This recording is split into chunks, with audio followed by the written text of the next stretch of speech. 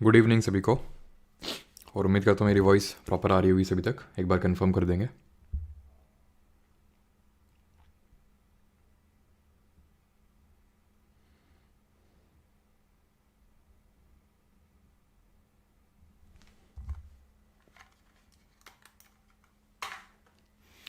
चलिए, तो आज का जो हम लोग का टॉपिक रहने वाला है वो रहेगा क्या? वो रहेगा जियोमॉर्फोलॉजी एंड लैंडफॉर्म्स, यानी कि जो भू आकृतिक प्रक्रियाएं हैं उनको देखने वाले हैं और भू आकृतियाँ देखने वाले हैं किस किस तरह की भू पे यानी कि ज़मीन पे यानी कि अर्थ पे किस तरह के लैंडफॉर्म्स क्रिएट होते हैं।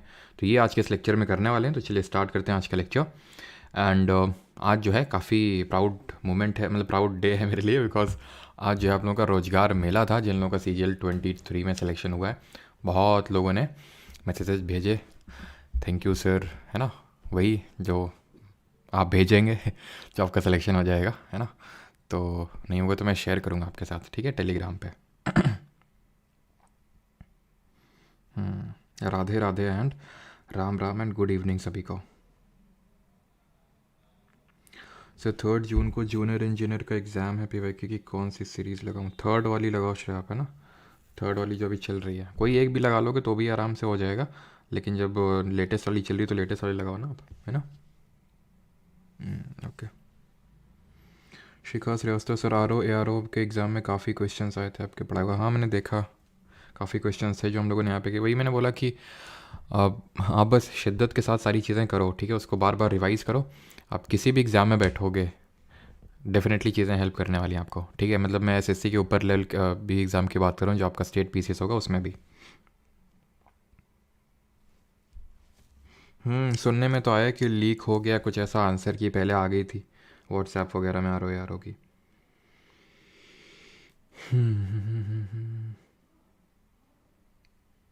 14 को क्या करें सर, बताते हैं बेटा। ट्रैविस, टेलीग्राम पे तुम्ही ने बोला था ना क्विज़ कर मतलब बाकी सब्जेक्ट्स के क्विज़ के लिए टेलीग्राम पे ही मिलते हैं, आओ क्लास के बाद फिर तुमको कायदे से बताते हैं कि 14 को क्या करना है। चलो, तो अभी आते हैं जियोमॉर्फोलॉजी एंड लैंडफॉर्म्स पे। तो जियोमॉर्फोलॉजी होती क्या है ये पहले समझ लेते हैं। ट्रैविस बीट द हिट जो है वहाँ शिष्ट बनेगा क्यों? यहाँ पे जो है 14 को क्या करें? तो जियोमॉर्फोलॉजी की अगर बात करें तो जिसको हम भू आकृतिक जियोमॉर्फोलॉजी या फिर जियोमॉर्फोलॉजिकल प्रोसेस के बारे में पढ़ेंगे। अब जियोमॉर्फोलॉजी होती क्या है? अर्थ में चेंजेस, बहुत सिंपल सा है, बहुत सिंपल है, अर्थ में चेंजेस। और इस टॉपिक को नेग्लेक्ट बिल्कुल मत करना। मैं ये नहीं बोल रहा हूँ कि एकदम बहुत एकदम दिल से ले लेना इस टॉपिक को, लेकिन नेग्लेक्ट भी मत करना, क्योंकि ये ऐसे टॉपिक होते हैं जो आपको बुक्स में भी नहीं मिलेंगे, ज़्यादातर लोग पढ़ाते भी नहीं हैं, बट क्वेश्चन इससे आते हैं, वो हम देखेंगे किस तरह से आते हैं, बिकॉज हम PYQs भी अटैम्प्ट करेंगे। तो अर्थ में जो भी चेंजेस होते हैं उसको हम जियोमॉर्फोलॉजी बोलते हैं। चेंजेस जैसे फॉर एग्जांपल आप अपने अराउंड, जैसे मैं अपनी बात करूं, ठीक है, तो जहां अभी हम रहते हैं, ठीक है, जैसे फॉर एग्जांपल जहां भी हमारा घर है तो उसके आसपास आज से 15 साल पहले बहुत ही कम घर थे, ठीक है। कोई घर थे वो टूट गए हैं एक दो, ठीक है, बुलडोजर में चल गई है तो कोई चीज़ें बनी हैं, कुछ चीज़ें बिगड़ी हैं। तो वैसे अर्थ में हमारी कुछ चीज़ें बनती हैं, कुछ चीज़ें बिगड़ती हैं। अर्थ में जितने भी हमारे माउंटेन्स हो गए, पर्वत हो गए, प्लेट्यूज यानी पठार हो गए, अभी ये मैंने आपको बताया नहीं है कि माउंटेन क्या होते हैं, प्लेट्यूज क्या होते हैं, हम लोग आगे देखेंगे, ठीक है। लेकिन फिर भी इतना तो आई होप आपको पता होगा माउंटेन्स और प्लेट्यूज क्या होते हैं। तो माउंटेन्स हो गए, प्लेट्यूज हो गए, इस तरह से, ठीक है। प्लेट्यूज हो गए मतलब टेबल टॉप होता है उनका, प्लेट्यूज का, या फिर कोई और भी हमारे फीचर्स हो गए, एक सेकेंड, ठीक है, कोई और भी हमारे फीचर्स हो गए, तो इनको हम ज्योग्राफी में बोलते हैं रिलीफ फीचर्स, ठीक है। इनको हम ज्योग्राफी में बोलते हैं रिलीफ फीचर्स। जो भी हमारे अर्थ में जितने भी हमारे माउंटेन्स, प्लेट्यूज, ये सब प्लेन, फर्टाइल प्लेन से देखने को मिलते हैं। अब ये जो हैं, ठीक है, मैंने तो 10-15 साल में ये ऑब्जर्व कर लिया कि मेरे अराउंड बहुत ही कम घर थे, अभी बहुत सारे घर बन गए, इक्का दुक्का घर गिर भी गए हैं, बुलडोज़र चल गया उनमें, वो तो मुझे ऑब्जर्व हो गया। लेकिन जो हमारी अर्थ में चेंजेस होते हैं ना, due to the geographical forces, जो हमारी नेचर, मदर नेचर फोर्स लगाती है, उनको ऑब्जर्व करने के लिए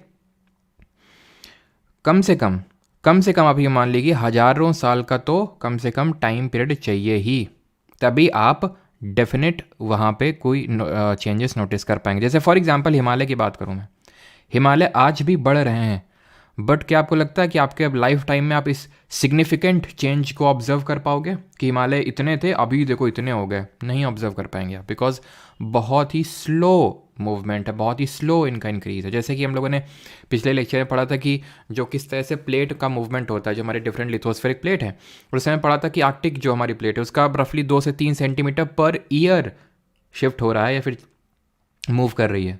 तो आपको लगता है कि आप सिग्निफिकेंट चेंज अपने लाइफ टाइम में ऑब्जर्व कर पाएंगे? नहीं कर पाएंगे। ठीक, तो मैंने आपसे ये बोला कि जो हमारे अर्थ में चेंजेस होते हैं वो 2 तरह के होते हैं। या तो चीज़ें बनेंगी, ठीक है, या तो चीज़ें बनेंगी या बिगड़ेंगी। ठीक है, बिगड़ेंगी, ठीक है, या तो बनेंगी या बिगड़ेंगी। बनेंगी का मतलब है कि नई चीज़ फॉर्म होगी और यहाँ पे एग्जिस्टिंग चीज़ डिग्रेड होगी। ठीक है, डिग्रेड होगी यानी कि डिग्रेडेशन होगा।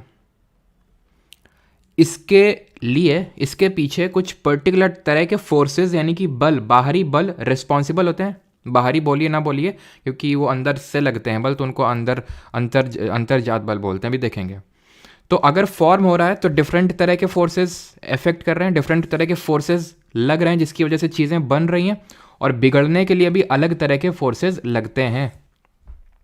ठीक, अब इन फोर्सेस को जो ये जियोमॉर्फिक चेंजेस लाते हैं हमारी अर्थ के सरफेस पे, इनको 2 कैटेगरी में डिवाइड कर सकते हैं। एक जो अंदर से लग रहे हैं तो उनको एंडोजेनिक फोर्सेस बोलते हैं। देखिए सिंपल से अगर मैं आपको बताऊं तो इन फोर्सेस को हम इस बेसिस पे क्लासिफाई कर सकते हैं कि ये चीज़ें बना रहे हैं या बिगाड़ रहे हैं। अगर बना रहे हैं तो वो उनको बोलते हैं एंडोजेनिक फोर्सेस, यानी कि जो अंदर से बल लगते हैं इनको हिंदी में अंतर्जात बल बोलते हैं। तो अगर अंदर से बल लगता है तो वो चीज़ों को बनाता है, अभी देखेंगे कैसे। और जो चीज़ों को बिगाड़ता है उन सारे फोर्सेस को बोलते हैं एक्सोजेनस फोर्सेस। कोई एक नहीं होता है, मल्टीपल होते हैं। तो एक्सोजेनिक फोर्सेस, ठीक है, इसको बोलेंगे बहिर्जात बल। ठीक है, अंतर्जात बहिर्जात, आंख दिखाता है। ठीक है, तो ये 2 तरह के हमारे फोर्सेस हैं। अब ये एंडोजेनिक फोर्सेस में अगर हम बात करें तो इनको हम लैंड बिल्डिंग फोर्सेस के नाम से जानते हैं। क्यों? क्योंकि ये लैंड को बिल्ड कर रहे हैं। ठीक है, अभी मैंने आपको बताया। और इनको लैंड वियरिंग का मतलब होता है कि वियर एंड टियर आपने सुना होगा, मतलब किसी चीज़ को बिगाड़ना, लैंड वियरिंग फोर्सेस। क्लियर? अब आते हैं एंडोजेनिक फोर्सेस पे।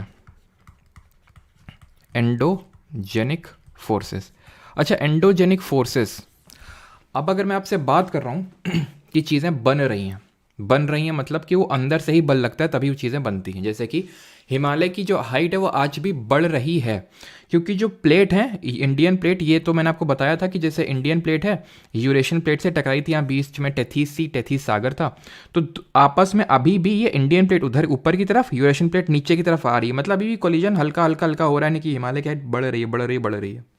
तो अंदर से फोर्स लग रहा है ना, क्योंकि प्लेट अंदर जो लिथोस्फेरिक प्लेट है अंदर, वो मैंने आपको बताया था कि पूरा क्रस्ट और अपर सॉलिड पार्ट ऑफ मैंटल ये लिथोस्फेरिक प्लेट होती हैं, जो टोटल 7 मेजर लिथोस्फेरिक प्लेट है, मैंने आपको पढ़ाया था। जैसे कि यूरेशियन प्लेट हो गई, इंडियन प्लेट कैसी है, इंडियन माइनर है, ठीक है, यूरेशियन प्लेट हो गई, हमारी अंटार्कटिका हो गई, पैसिफिक हो गई, अटलांटिक हो गई, north American, south American, African plate, ये सारी हमारी क्या है, हमारी ये लिथोस्फेरिक 7 मेजर लिथोस्फेरिक प्लेट है। इस पर भी क्वेश्चन आ चुका है। तो ये जब मूव करती हैं तो उसकी वजह से जो फोर्स का ओरिजिन होता है उसको एंडोजेनिक फोर्सेस बोलते हैं। क्लियर? तो एंडोजेनिक फोर्स का मतलब है कि जो अंदर से एनर्जी आ रही है, जो मैंने आपको पहले पढ़ाया था, क्या ये क्रस्ट है, ये अपर सॉलिड पार्ट ऑफ मैंटल यानी लिथोस्फीयर हो गया, और नीचे मैंने बताया था ये जो प्लेट है किसके ऊपर स्लाइड कर रही हैं, ग्लाइड कर रही हैं, खिसक किसके ऊपर रही हैं, किसके ऊपर चल रही हैं। This layer is called as asthenosphere. यही बोला था, सेमी सॉलिड या फिर सेमी प्लास्टिक या फिर सेमी मोल्टेन स्टेट में होती है ये। तो यहाँ पे हम लोगों ने पढ़ा था कि कन्वेक्शन करंट्स डेवलप होते हैं, यही पढ़ा था ना लोगों ने, कन्वेक्शन करंट डेवलप होते हैं। क्यों डेवलप होते हैं? यही एक्चुअल मैग्मा या फिर लावा क्यों डेवलप होते हैं? 2 इसके लिए पीछे फोर्सेस रिस्पॉन्सिबल हैं, 2 रीजंस। एक तो रेडियो एक्टिव डिके, मैंने आपको बताया था। देखिए जब वेगनर से पूछा गया, वेगनर कौन है? जिन्होंने कॉन्टिनेंटल ड्रिफ्ट थ्योरी दी थी, पिछले क्लास में पढ़े थे कि कॉन्टिनेंट किस तरह से ड्रिफ्ट किए थे, पहले एक साथ थे, Pangaea, Panthalassa then Laurasia, Gondwana land में टूटा एंड सो ऑन करके किस तरह से कॉन्टिनेंट ड्रिफ्ट किए। तो जब उनसे पूछा गया तो उन्होंने क्या बोला था? उन्होंने बोला था कि एक तो टाइडल फोर्स है, टाइडल फोर्स जो कि अर्थ और जो मून और सन की वजह से ग्रेविटेशनल फोर्स लग रहा है, उसकी वजह से जो टाइडल फोर्स जनरेट होता है। और दूसरा क्या था, दूसरा था कि जो अर्थ के रोटेशन की वजह से जो फोर्सेज आ रहे हैं उसकी वजह से एक तरह से उन्होंने बोला था कि ये जो जितने भी फोर्सेज हैं या फिर जो भी प्लेट मूव कर रही हैं इन दो फोर्सेज की वजह से हैं, बट ये एक्चुअल में ट्रू नहीं थे। Then it was Arthur Holmes जिन्होंने ये हमारी थ्योरी दी थी। अब ये चीज़ें क्यों बता रहा हूँ, क्योंकि सो दैट आपकी चीज़ें रिवाइज हो जाएँ, नहीं तो मैं आगे भी बता सकता हूँ आपको, बिकॉज ये चीज़ें हो चुकी हैं और क्योंकि यहाँ पे उसका लिंक है। तो कन्वेक्शन करंट यहाँ पे डेवलप हुई, रेडियो एक्टिव डीके प्लस अवशिष्ट ऊष्मा रेजिडुअल हीट, ये हम लोगों ने दो चीज़ें पढ़ी थी। तो इसकी वजह से एंडोजेनिक फोर्सेस लगते हैं। क्लियर। अब मैं एक्सोजेनिक जो फोर्सेस हैं वो बाद में पढ़ाऊंगा, लेकिन उससे पहले मैं आपसे एक क्वेश्चन पूछता हूँ। ठीक है, क्वेश्चन ये है कि मैं आपको बोलता हूँ जैसे हिमालय हैं, ठीक है, हिमालय ये आज भी बढ़ रहे हैं, और जो अरावली है, दोनों ही माउंटेन है, दोनों ही सेम तरह का मैंने रिलीफ फीचर ले लिया। ये अरावलीज हैं, ये इनकी हाइट डिक्रीज हो रही है, ये आज भी इंक्रीज हो रहे हैं, बढ़ रहे हैं, और ये आज भी डिक्रीज हो रहे हैं, कम हो रहे हैं। तो आप मुझे कमेंट में ये बताइए कि इन दोनों में से किस में एंडोजेनिक लग रहा है, सिर्फ एंडोजेनिक लग रहा है, और किस में सिर्फ एक्सोजेनिक लग रहा है। ये मुझे कमेंट में जल्दी से बताइए, देन हम लोग आगे बढ़ते हैं। फिर मैं आपको बताऊंगा कि किस तरह से ये जो एंडोजेनिक फोर्सेज होते हैं ये क्या क्या करते हैं, वो मतलब किस तरह के चेंजेस लाते हैं और उनको हम क्या बोलते हैं। ठीक है, तो इसका जो सही आंसर होगा वो ये होगा कि दोनों में दोनों फोर्सेस लगते हैं। ऐसा नहीं कि हिमालय में हाइट इंक्रीज हो रही है तो आप बोल देंगे एंडोजेनिक लगता है सिर्फ, और अरावली में सिर्फ एक्सोजेनिक लगता है, एक्सोजेनस लगता है बिकॉज इसकी हाइट डिक्रीज हो रही है। दोनों में दोनों फोर्सेस लगते हैं। बस बात इतनी है कि एंडोजेनिक जो फोर्सेज हैं वो ज़्यादा हैं यहाँ पे एक्सोजेनिक। एक्सोजेनिक का अगर मैं थोड़ा सा आपको फील दूँ तो जैसे कि विंड, हवा चल रही है, ठीक है, पानी मूव कर रहा है, रिवर मूव कर रही है, ठीक है, या फिर ग्लेशियर मूव कर रहा है, तो ये सब एक्सोजेनिक है। जो बाहर हम देख सकते हैं अपनी आंखों से कि रिवर मूव कर रही है, उसने पत्थर को तोड़ दिया, पत्थर टूट रहा है, वो समझ रहे हैं आप, तो वो दिख रहा है, लेकिन क्या अंदर वाली प्लेट का मूवमेंट आप देख पा रहे हैं ना। तो एंडोजेनिक यहाँ पे ज़्यादा एक्सोजेनिक, ये हमेशा चीज़ों को, वही आप इसको ऐसे रिलेट कर लो कि आप दो तरह की आप दिन में एक्टिविटी करते हो। एक तो वो जो आपको आपका मेंटल लेवल बढ़ाती हैं या फिर आपको लाइफ में आगे बढ़ाती हैं, ठीक है, और दूसरा वो जो आपको मेंटली डिग्रेड करती हैं। तो अब दोनों, ऐसा तो है नहीं कि आप पूरे दिन में सिर्फ यही एक्टिविटी करते हो या फिर पूरे दिन में सिर्फ यही एक्टिविटी करते हो। कौन सी कितनी ज़्यादा मात्रा में करते हो वो डिटरमाइन करेगा कि आप नेट में आगे बढ़े लाइफ में या नहीं, पीछे गए आप। ठीक है, तो इसमें एंडो ज़्यादा लग रहा है और इसमें एक्सो ज़्यादा लग रहा है, बस सिंपल, लग दोनों में दोनों रहे हैं। ठीक है, तो ये चीज़ आपको पता होनी चाहिए कि अरावली में एक्सो ज़्यादा लग रहा है, एंडो बहुत ही कम मात्रा में होगा।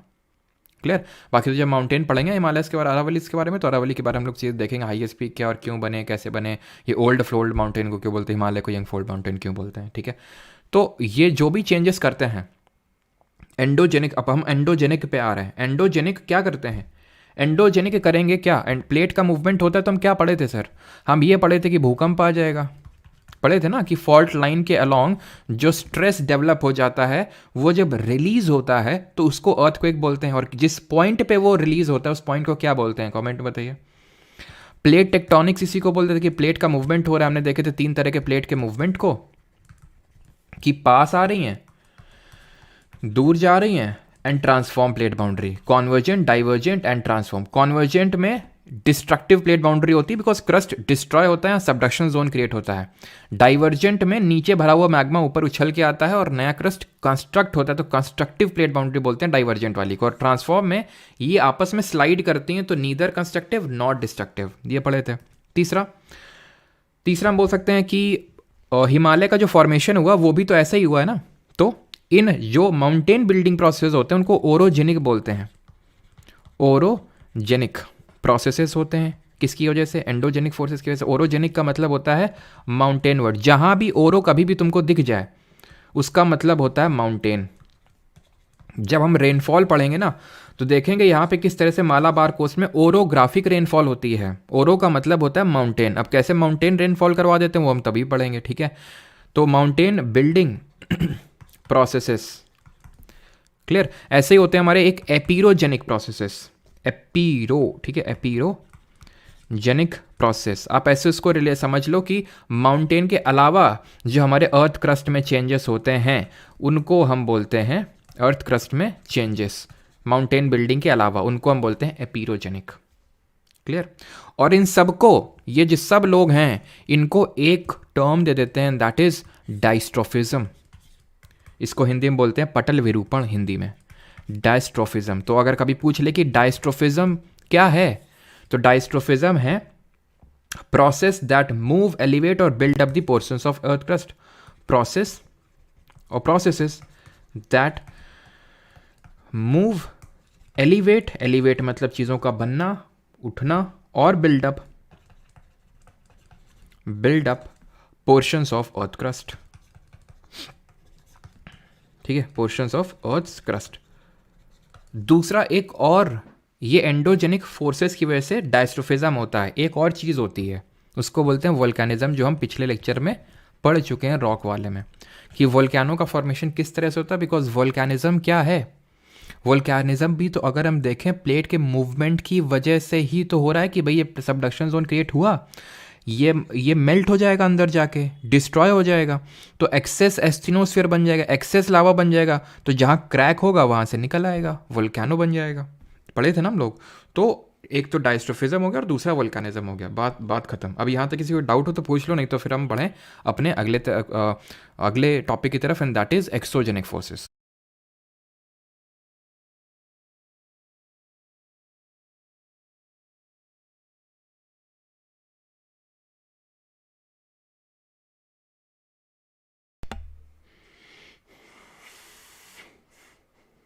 हिंदी में भी तो समझाया जितेंद्र जी, क्या डाउट है तो आप पूछ लो। दिनेश अभी उस पर भी आएंगे। और पटल विरूपण बताया तो, क्या बफरिंग हुई है?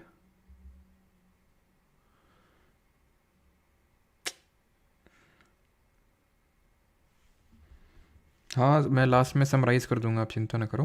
पहले ये बताओ, बफरिंग हो रही है क्या?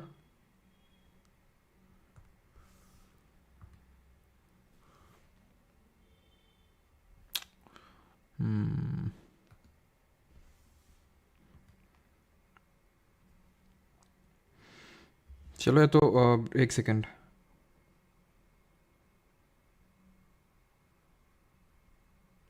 बफरिंग हो रही है तो रुको, अभी थोड़ा सा मुझे इसको चेंज कर देना तो इंटरनेट को, बिकॉज वो इंटरनेट आई थिंक 2.4G में लगा हुआ है, 5G में करना पड़ेगा उसको। एक सेकंड रुक जाओगे आप थोड़ा, लेकिन आपको थोड़ा सा फिर से बफरिंग होगा, ठीक है?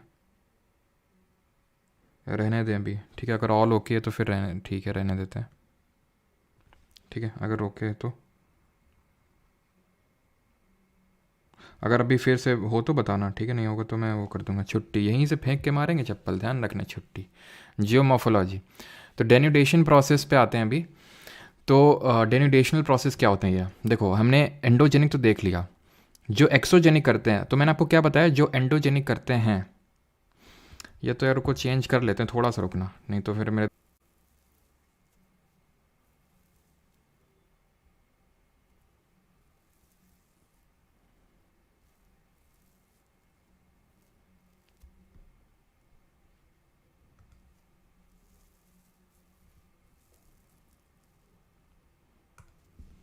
एक बार कंफर्म कर देना जब ठीक हो जाए तो, बिकॉज आई थिंक अभी फिर से बफरिंग आपको लग रहा होगा।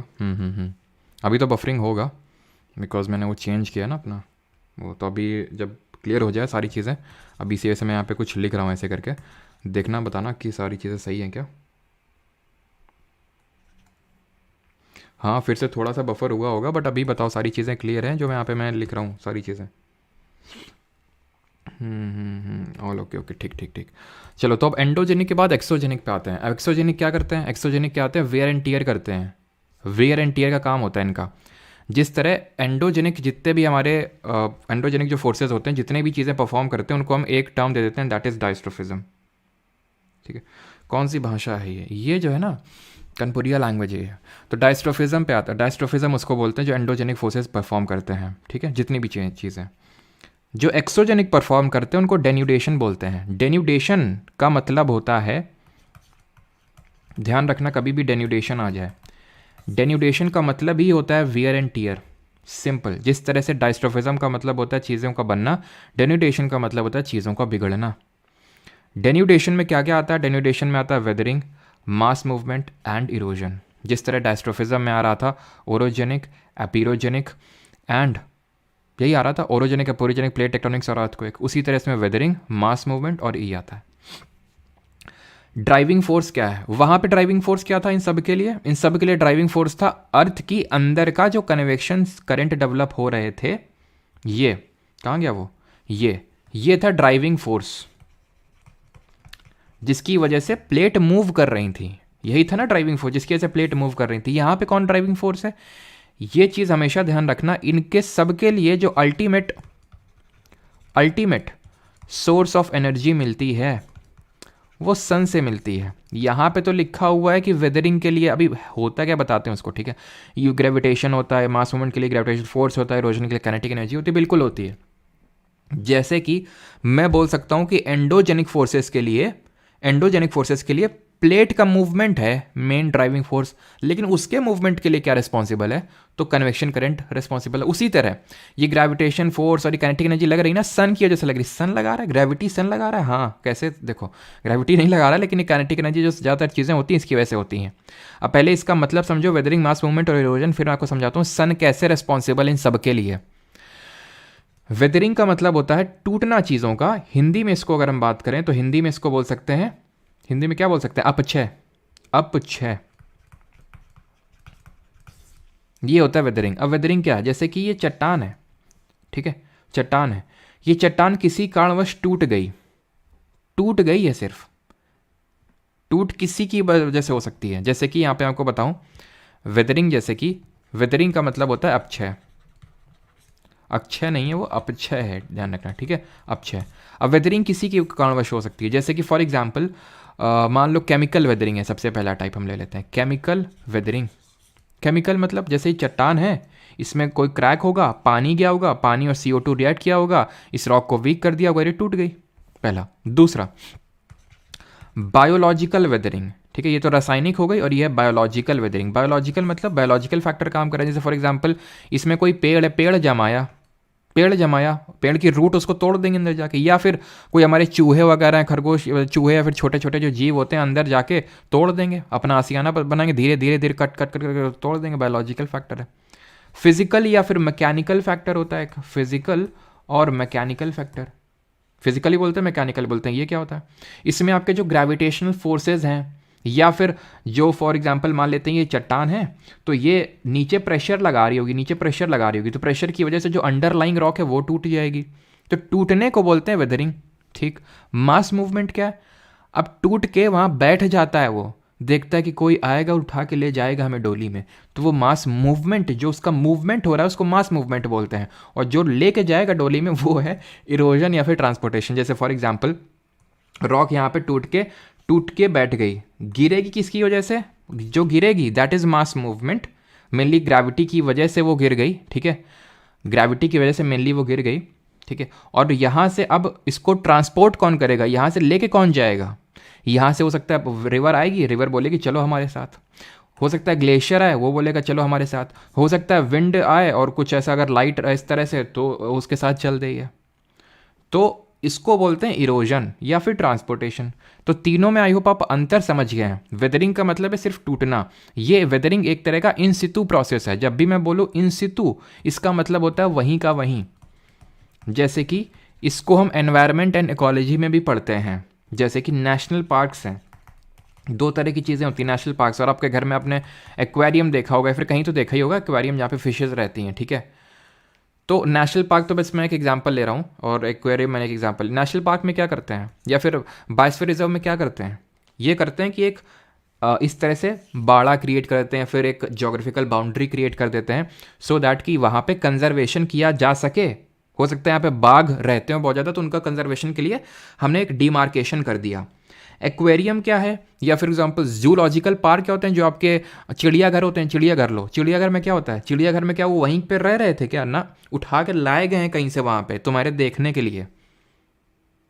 तो ये जो नेशनल पार्क हुआ ये इन सितु प्रोसेस हुआ, और जो चिड़ियाघर हुआ, जो जू हुआ, ये एक एक्स सितु प्रोसेस, एक्स सितु हुआ ये हुआ इन सितु कंजर्वेशन साइट, और जू हुआ एक्स सितु कंजर्वेशन साइट, बिकॉज बाहर से लाए। उसी तरह वेदरिंग का मतलब ये है जहां पे थे वहीं पे टूट गए, इन सितु प्रोसेस है ये वेदरिंग। क्लियर? एंड बात अगर करें किसकी, मास मूवमेंट की बात करते हैं अभी, ठीक है। और ये मैंने आपको टाइप्स बता दिए कि वेदरिंग के क्या क्या टाइप्स होते हैं, और इसका इफेक्ट भी हम आई थिंक ये जो यही चीज़ मैंने बताई ना, ये एक्सफोलिएशन बोलते हैं इसको। एक्सफोलिएशन टर्म हो सकता है आपने सुना हो, लड़कियों ने तो आई थिंक सुना ही होगा इसको, एक्सफोलिएशन को, है ना। ब्यूटी पार्लर में कुछ होता है ऐसा कुछ, मतलब शायद क्या क्रीम वगैरह लगा देते हैं, फिर है ना वो निकाल लेते हैं तो एकदम चमक आ जाती है चेहरे में, तो उसको एक्सफोलिएशन बोलते हैं, है ना। तो हो सकता है लड़कों ने भी करवाया, पता नहीं मैंने तो कभी ऐसा पता नहीं, ठीक है। मैं कुछ भी बोलूँगा तो कुछ भी अब मतलब निकालोगे, लेकिन हाँ ये होता है। तो उसी तरह जैसे रॉक है, ठीक है, तो रॉक में जब अंडरलाइन प्रेशर लगेगा तो जो पुरानी रॉक है वो निकल जाएगी, जब निकल जाएगी तो नई नवेली रॉक लगेगी, उसको बोलते हैं एक्सफोलिएशन। ये भी वेदरिंग की वजह से, वो फिजिकल वेदरिंग की वजह से, ठीक है। अब आते हैं मास मूवमेंट पे। मास मूवमेंट भी पता है क्या होते हैं? मास मूवमेंट का मतलब बहुत बड़ा मास। अच्छा ये बताओ कौन सा न्यूटन का लॉ मास पे बेस्ड है, बताओ जल्दी से, ठीक है। तो ये मास मूवमेंट भी दो तरह के होते हैं, मास मूवमेंट दो तरह के होते हैं। एक तो होता है फास्ट, जल्दी जल्दी जो हो जाता है मूवमेंट, और दूसरा होता है जो स्लो स्लो होता है, धीमे धीमे धीमे होता है, ठीक है।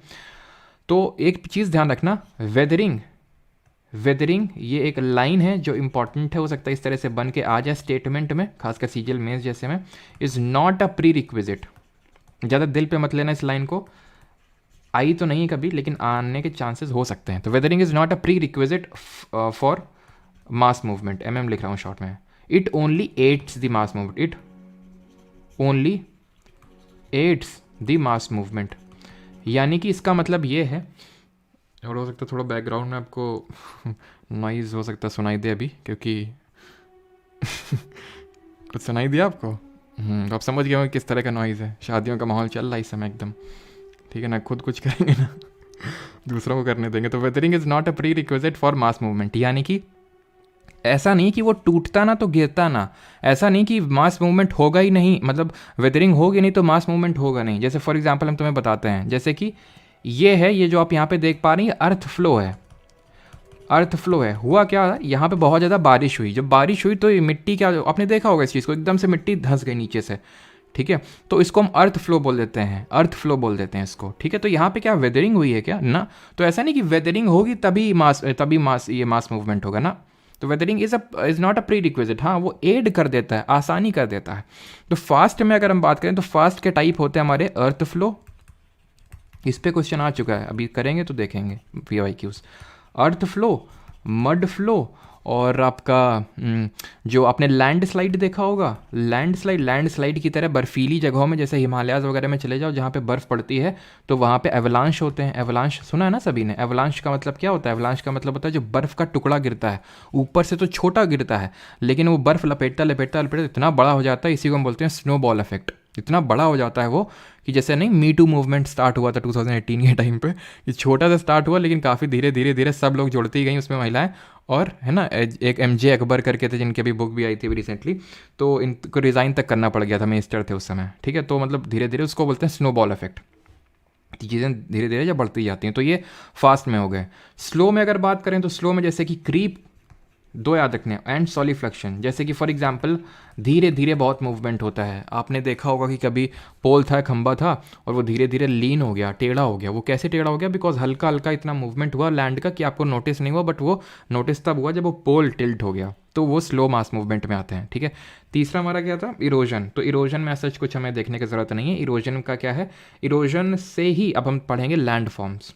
तो इसके लिए काइनेटिक एनर्जी रिस्पॉन्सिबल होती है। काइनेटिक एनर्जी हम पढ़ चुके हैं फिजिक्स में कि काइनेटिक एनर्जी तभी होती है जब कोई चीज़ मूव कर रही होती। कमेंट में ये बताइए काइनेटिक एनर्जी स्केलर क्वांटिटी है फिर वेक्टर क्वांटिटी, अदिश है फिर सदिश है, और इसका फॉर्मूला क्या होता है?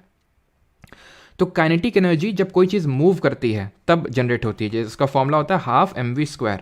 लीनियर मोमेंटम से अगर इसमें फॉर्मूले को डिराइव करें तो लीनियर मोमेंटम में p²/2m, इस तरह का हमने फॉर्मूला पढ़ा था। तो अगर इसको हम सम अप कर दें विद दी पोटेंशियल एनर्जी किसी बॉडी की पोजीशन की वजह से क्रिएट होती है। जैसे कि डैम में पानी भरा हुआ है, खिंचा हुआ तीर कमान, that is stretched bow and arrow, तो उसमें पोटेंशियल एनर्जी स्टोर होती है। लेकिन जैसे उसको हम बो मतलब एरो को छोड़ते हैं तो उसमें पूरी वो पोटेंशियल एनर्जी काइनेटिक एनर्जी में तब्दील हो जाती है, कन्वर्ट हो जाती है, बिकॉज वी नो कि energy can neither be created nor be destroyed, it can only be transformed from one form to another. Alright, मैंने क्वेश्चन क्या पूछा था? हाँ, काइनेटिक एनर्जी किस तरह की है? तो काइनेटिक एनर्जी स्केलर क्वांटिटी है, बिकॉज ये एनर्जी है, ये बोथ इन डायरेक्शन, अच्छा वेक्टर है, बहुत सही, बहुत सही। वेक्टर है, डायरेक्शन होती है एनर्जी में, कि काइनेटिक एनर्जी इस डायरेक्शन में, एनर्जी उस डायरेक्शन में। स्केलर होती है, ध्यान रखना, अभी फिजिक्स पढ़ाए थे, ठीक है। और इस चीज़ को कैटेगराइज करके बताया था कि भले इसमें वेलोसिटी है, वेलोसिटी अपने आप में एक वेक्टर क्वांटिटी है, लेकिन एनर्जी की कोई डायरेक्शन नहीं होती। What is energy? Capacity of doing work.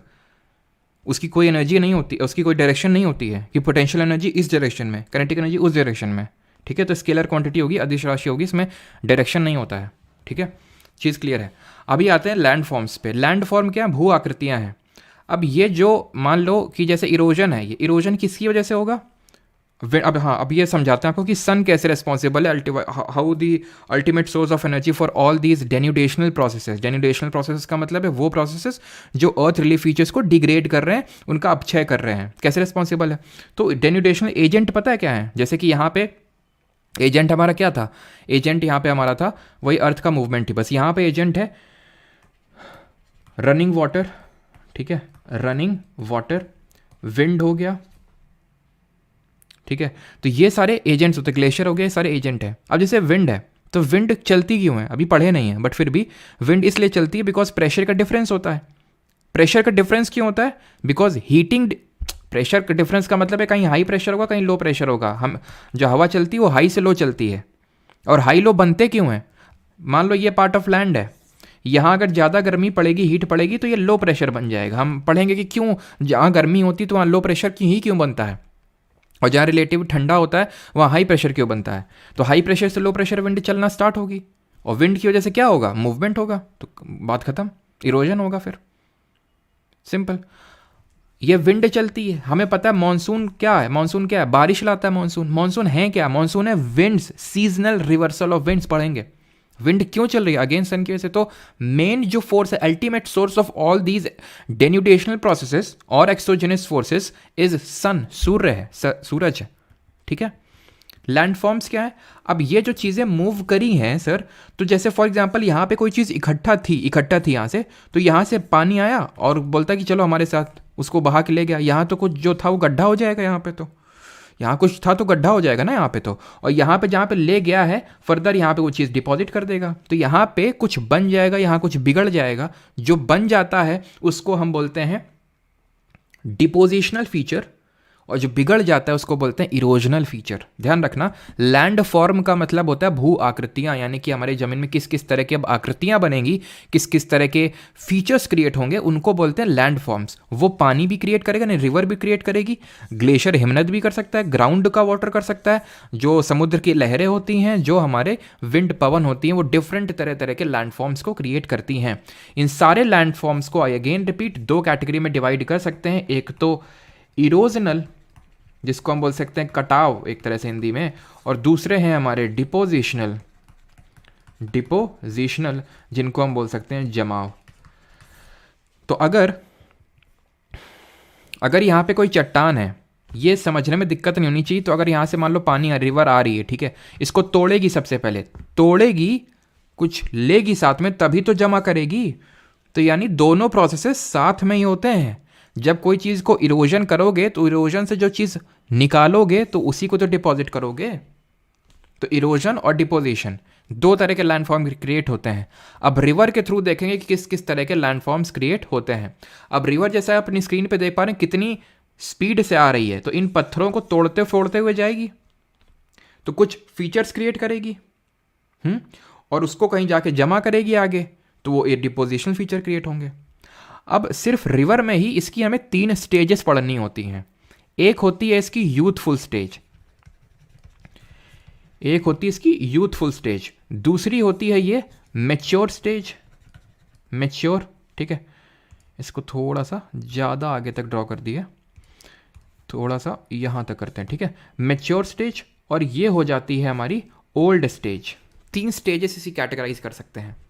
अब मुझे आप ये बताइए कि रिवर की स्पीड सबसे ज़्यादा कहाँ पे होगी और सबसे कम कहाँ पे होगी? सोचिए खुद। यहाँ पे आपको रिवर की स्पीड काफ़ी लग रही होगी, ये कौन सा रीजन होगा? ये देख थोड़ा सा पहाड़ टाइप नहीं फील हो रहा है? तो ये पहाड़ों वाला है, नहीं जहाँ रिवर निकलती है। फिर कभी आप हिमाचल उत्तराखंड कभी जगह गए हो तो कितना भयंकर स्पीड रहता है पानी का जो निकलता है ना।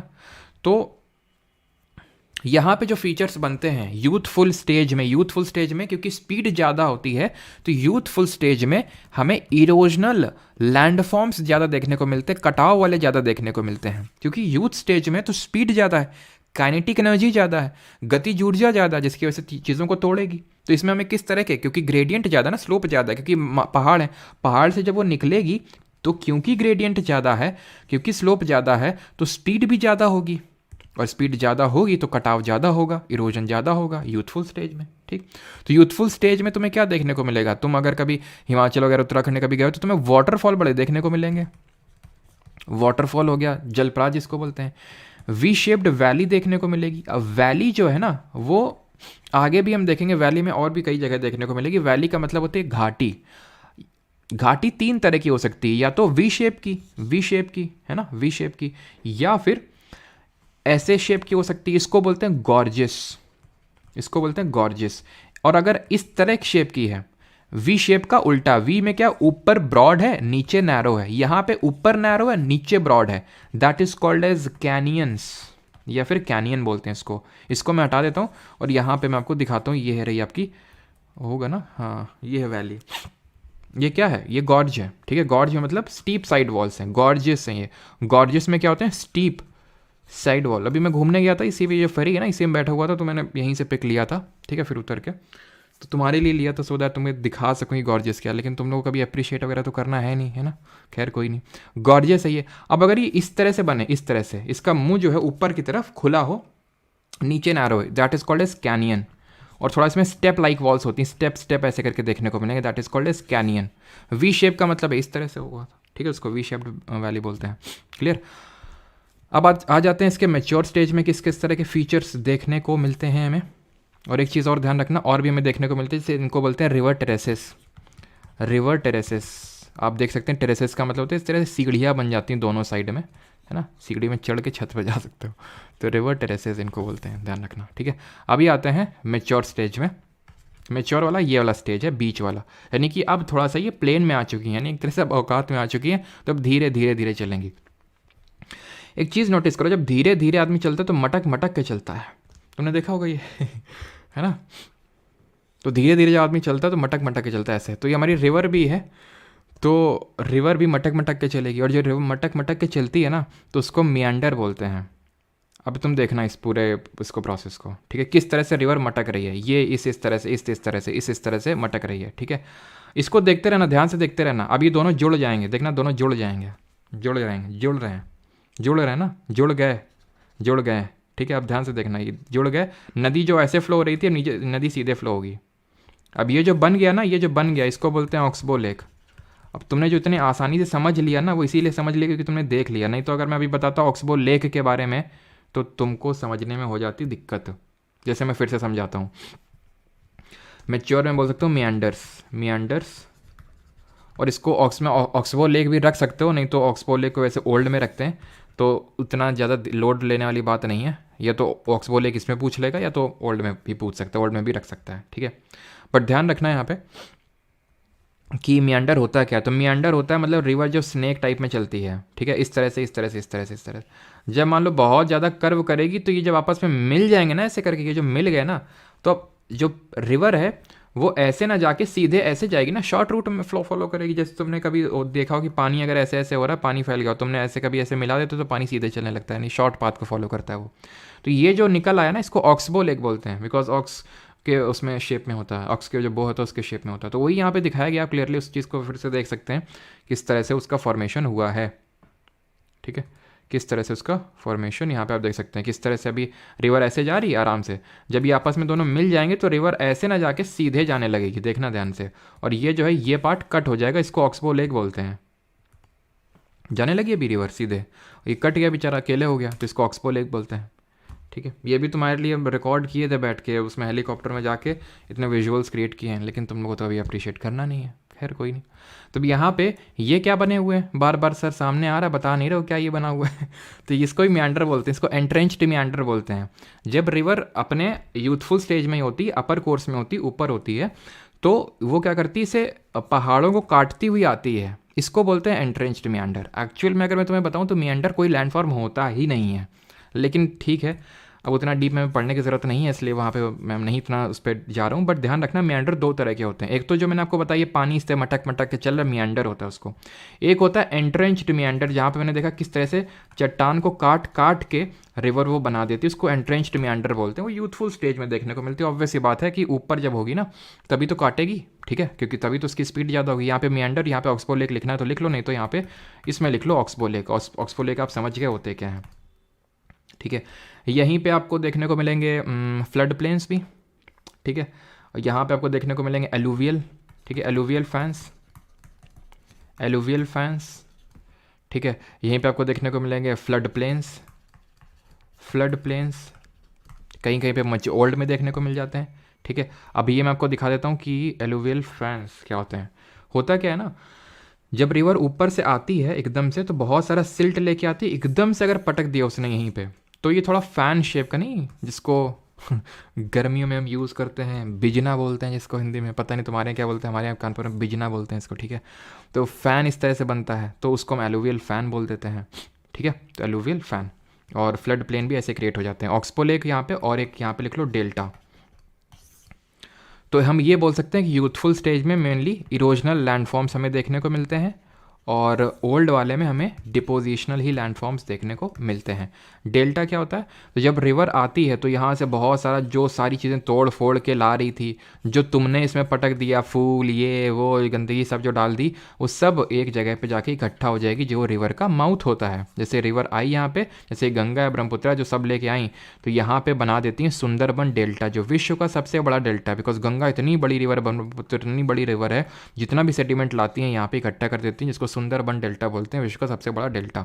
तो वो एक तरह से डिपोजिशन की वजह से ही बनता है, जमाव की वजह से बनता है, ठीक है। यहाँ पे हो गई हमारी चीज़ें ख़त्म। अब हम आते हैं ग्लेशियर में। किसी को कोई डाउट होगा तो पूछ लेगा इसमें।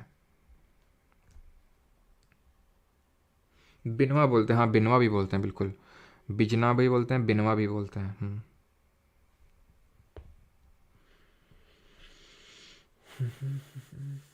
मैंने नहीं डाला, ठीक है, निकेत जी ने नहीं डाला है। पेनी प्लेन ही पढ़ाएंगे, यूनिक फैक्ट्स अभी। पेनी जब पेडी प्लेन आएगा ना तब पढ़ाएंगे, पेडी प्लेन और पेनी प्लेन में क्या डिफरेंस, वो भी पानी की वजह से बनता है। जब पेडी प्लेन आएगा तो उसमें बताएंगे। यूपीएससी के लिए इनफ नहीं है भाई, मतलब अगर आप सीडीएस वगैरह के लिए दे रहे हैं तो एक हद तक है, हो भी सकता है, बट उसके लिए तो सिविल सर्विसेज के लिए तो नहीं बोल सकते हैं। ईश्वरी वो नहीं, ईश्वरी अलग होता है, ईश्वरी अलग होता है। वो जब मैं रिवर्स पढ़ाऊंगा तो बताऊंगा, वहाँ पे जो वेस्ट फ्लोइंग रिवर्स होती हैं वो ईश्वरी बनाती हैं, ज्वार बदो उन्मक।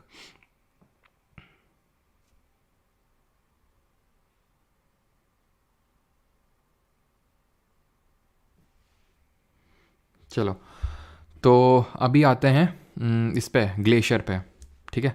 तो ग्लेशियर क्या करते हैं, ग्लेशियर ऐसे ऐसे बनते हैं बनते बनते, और ग्लेशियर इस तरह से लैंडफॉर्म्स क्रिएट करते हैं। अभी तुमको ये कुछ समझ नहीं आएगा, ठीक है, तुम्हें थोड़ा दर्द देना पड़ेगा तब तुम समझोगे। और तुम्हें दर्द देते हैं। तो होता क्या है कि यहाँ पे ग्लेशियर बनते हैं, ठीक है। जब ग्लेशियर बनते हैं तो ग्लेशियर मूव करना स्टार्ट करते हैं। जो जब मूव करेंगे तो ग्लेशियर को हल्के मत लेना, हिमनद को बहुत मास होता है। और तुमसे पूछा था मैंने पीछे कि कौन सा न्यूटन का लॉ मास पे बेस्ड है, तो that is first law of Newton first law of motion, जिसको हम लॉ ऑफ इनर्शिया भी बोलते हैं।